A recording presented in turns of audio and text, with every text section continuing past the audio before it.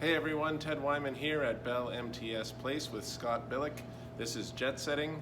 The Winnipeg Jets are just coming off a 5-1 thorough drubbing of the Detroit Red Wings, a game everyone expected the Winnipeg Jets to win. For about 36 minutes, the Red Wings were in it, but the Jets really pulled away, as they should. There's just no question which was the better team on the ice tonight. Yeah, after the first 5 minutes or so where the Red Wings blanked the Jets in shots, I think it was like 5-0 at the end of it. It was all Jets from there on, and then the second period was really when the Jets took over. 3 goals in a span of 2 minutes, I think it was, 2 goals in 11 seconds. So, yeah, I mean, the Jets, Andrew Kopp talked about it after the game, just talking about a bit of a feeling out process.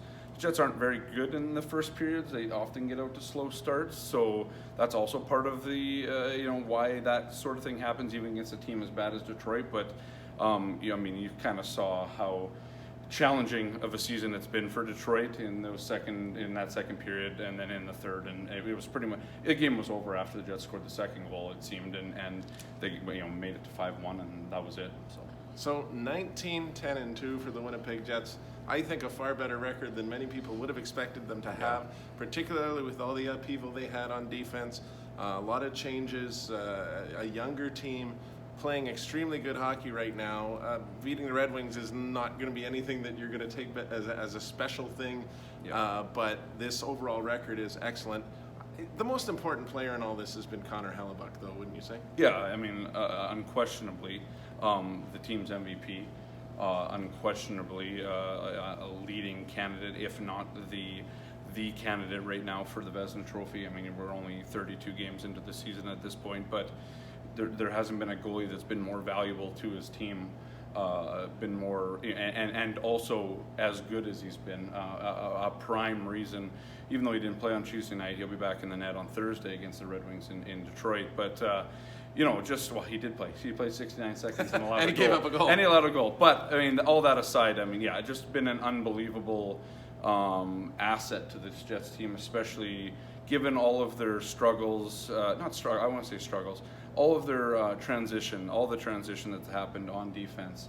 Paul Maurice talked about, all the players have talked about it. He's been kind of that guy who's allowed them to kind of fail on the back end. He's been there to stop them from ultimately failing in the losing department. So 19 wins, third place right now as it stands in the Western Conference.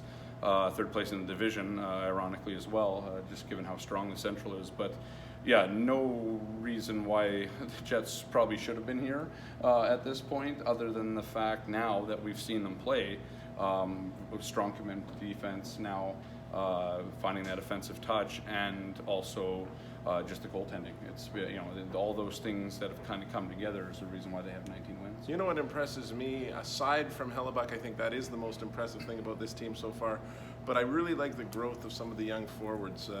Nikolai Ehlers, Kyle Connor, Patrick Laine. These guys are playing more like leaders now.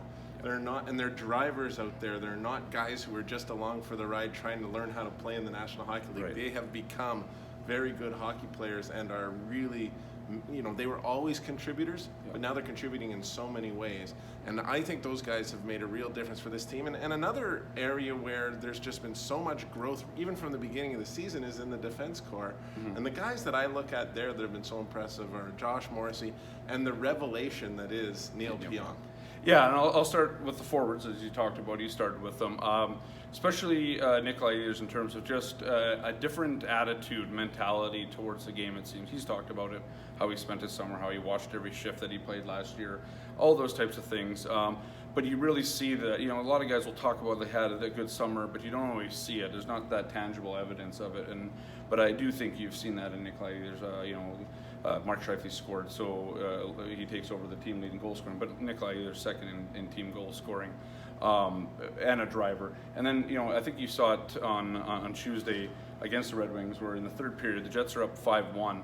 There's no real reason why you would be back checking against that team. I mean, other than the fact that this is the way the team has gotten their wins. They've played continuously, consistently, and you saw that from Kyle Connor. You saw that from Patrick Laine out on the ice.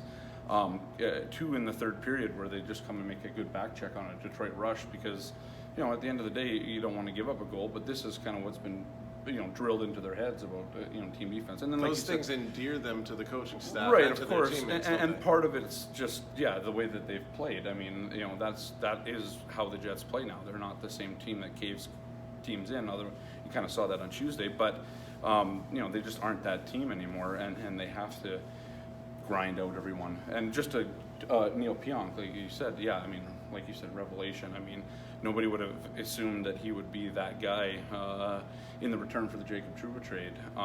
But yeah, he's been unbelievable. Made people kind of forget about Trouba a little bit more easily, hasn't he? Right, and then playing big minutes, and Josh Morrissey hasn't had the best start to the season. It hasn't been bad either. I wouldn't say that. It's just he's had to kind of take a lot of it. Exactly. So Neil Pionk's been there to kind of stop that. He doesn't have to do it as much, and because Neil Pionk has been a heck of a presence on that second pairing right now, and especially with some of the injuries that they've dealt with all season, to have him be as good as he's played has been.